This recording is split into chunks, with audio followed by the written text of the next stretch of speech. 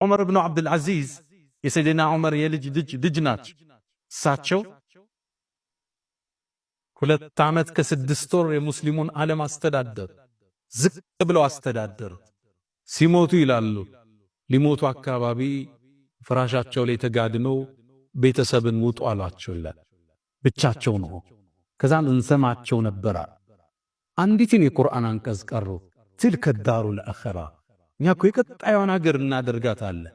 ለለዚነ ላ ዩሪዱነ ዑሉወን ፊል አርድ ወላ ፈሳዳ ምድር ላይ በመኮፈስ አምባገነን ላልነበሩት ብክለትን ላላንሰራፏት እናደርጋታለን ብለው ሩሃቸው ወደ አላህ ተሻገረች።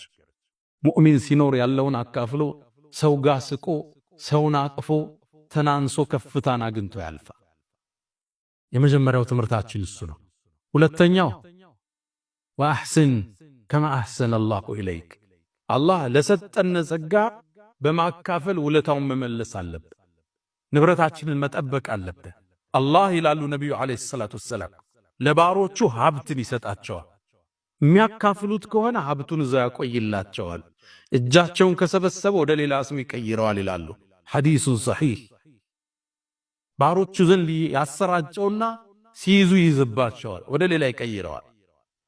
አካፍሎ ማደር፣ ሰደቃ መስጠት ከዚህ ታሪክ የምንማረው ወሳኝ ነገር ነው።